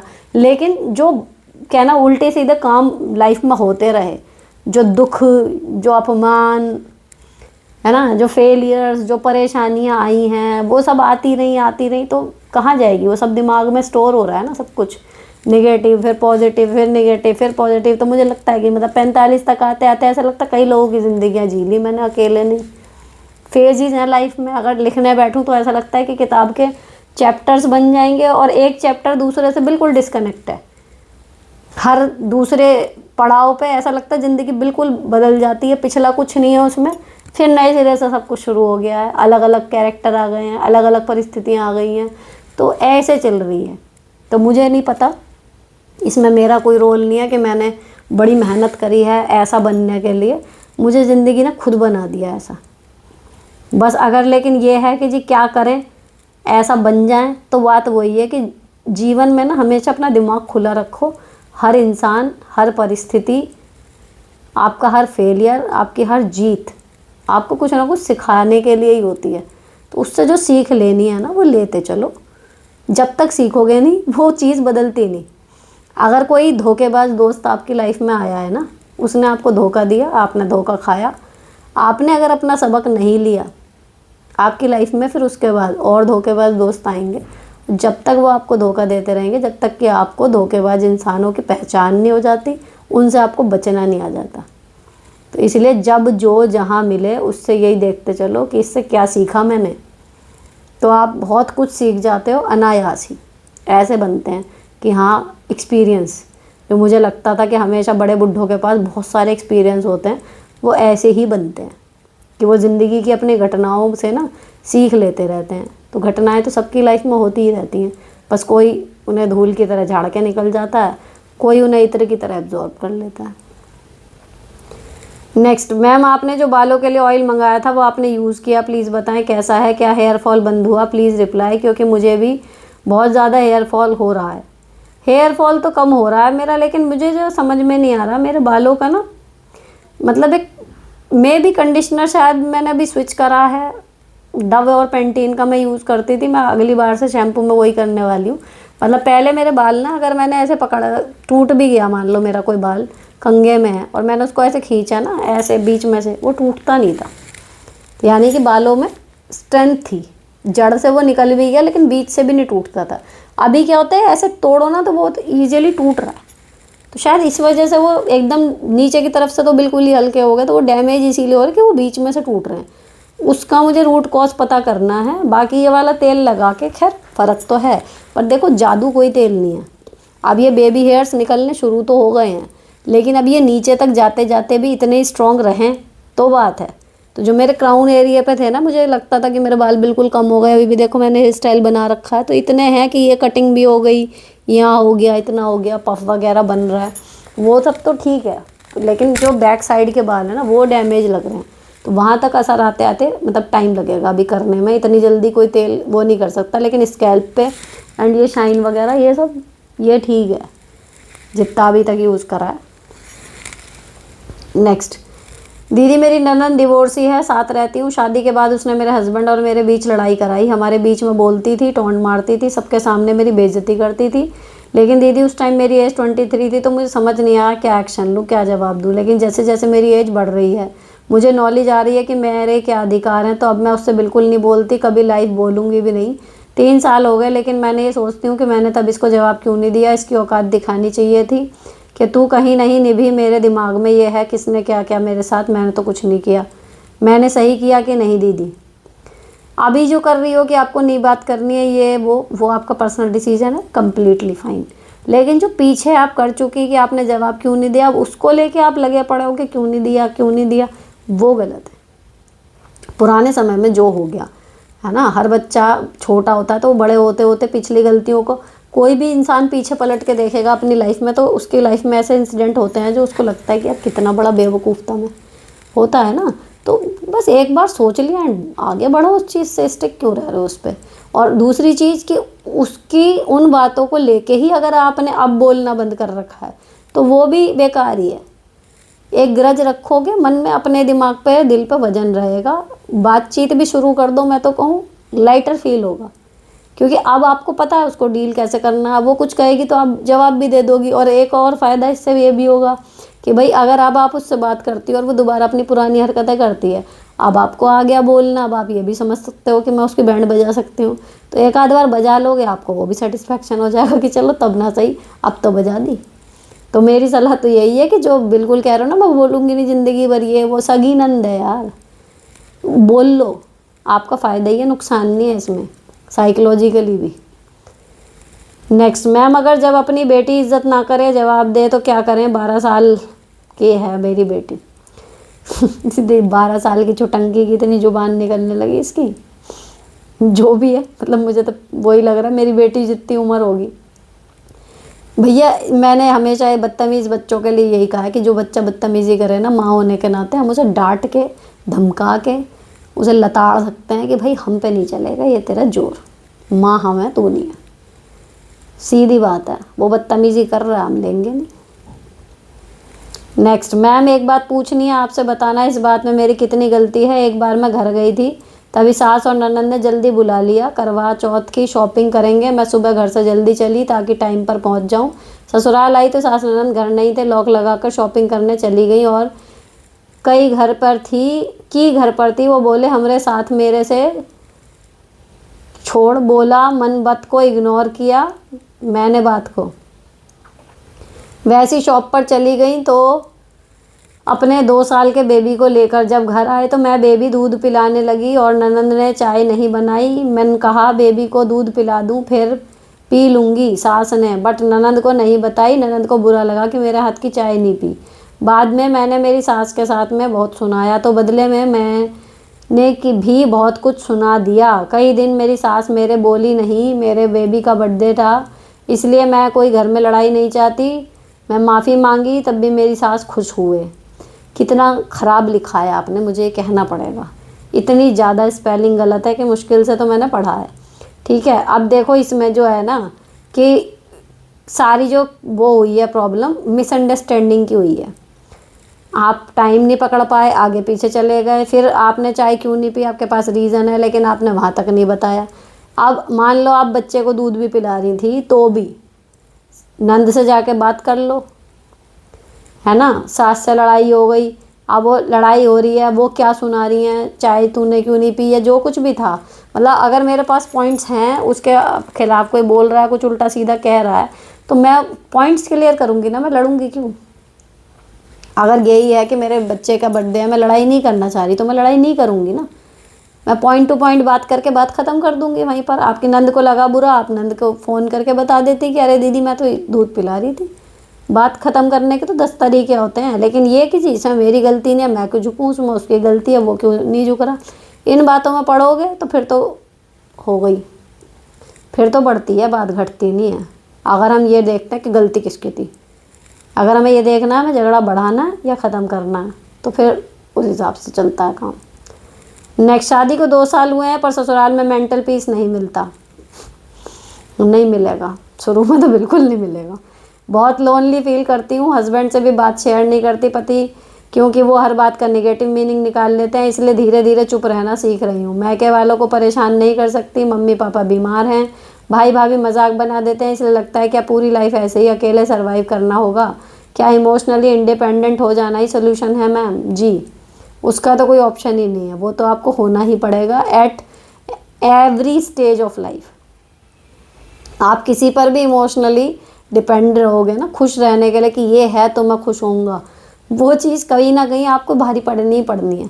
पहले अपने साथ अकेले खुश रहना सीख लो, फिर दूसरे के साथ अपने आप खुश रहोगे, ठीक है। लेकिन ये जो स्थिति है, अच्छी खबर ये है कि परमानेंट नहीं है। ये शादी के शुरुआती दौर में लगभग हर दूसरी लड़की के साथ होता है जो आप फील कर रहे हो, ठीक है।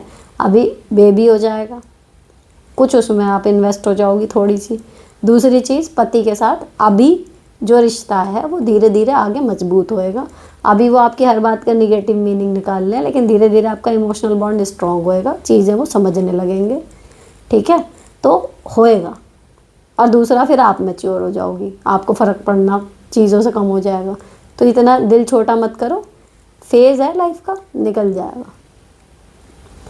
Next, I am now postgraduate and preparing for NET JRF. Recently, my brother got married. My sister-in-law is only 12th pass, and she is doing all these stuff like late morning wake up, complaining to my brother. These lead fight in our home. I am getting scared what will happen after my marriage because my brother is not talking to us for a month. Sister-in-law is also at our home. What should we do? हे भगवान, अब इतनी पढ़े लिखे जब आप लोग थे, आप एक 12वीं पास लड़की को पहली बात तो क्या सोच के लाए, कुछ तो देखा होगा उसमें, हैं। अब जिसमें कहते नहीं, जिसमें जितनी अकल होती है वो उतनी बात करता है ना। और पहले पता मुझे क्या लगता था मेरी शादी से पहले कि ना पढ़ाई लिखाई से क्या है। अच्छा, हमारी जो कास्ट है, हम लोग कुर्मी क्षत्रिय हैं, हमारे यहाँ क्या है, स्पेशली इन मेरठ जो पूरब की साइड के है ना, वो तो कुर्मी मतलब IAS PCS बने हुए हैं, बहुत ज़्यादा पढ़े लिखे हैं, डॉक्टर वगैरह भी हैं, लेकिन हरदोई लखनऊ इस तरफ हैं। और जो मेरठ में है ना, हमारे यहाँ मतलब यहाँ पे ट्रेंड है, लड़के पढ़ते पढ़ते नहीं हैं ज़्यादा, ऐसे मतलब 8वीं 10वीं करी, लड़कियाँ फिर भी ग्रेजुएट पोस्ट ग्रेजुएट भी हो जाएंगी। अब ये जो तीसरी पीढ़ी आ रही है, यहाँ पर भी लड़के 10वीं 12वीं बहुत हुआ BTech कर लिया, और कुछ नहीं है तो बस BTech करने चल दिए, वो भी पता नहीं कैसी करेंगे कैसी नहीं करेंगे। तो मुझे मेंटली ये था कि मेरा पति तो मुझे पढ़ा लिखा मिलना नहीं, कोई ऐसे ही मिलेगा 8वीं 10वीं फेल। तो मेरे को लगता था क्या ही फ़र्क पड़ता है पढ़ने लिखने से, कुछ नहीं फ़र्क पड़ता, बच्चे ही तो पढ़ाने हो तो मैं पढ़ा लूँगी, है ना। मेरे को लगता था प्यार होना चाहिए, विचार मिलने चाहिए।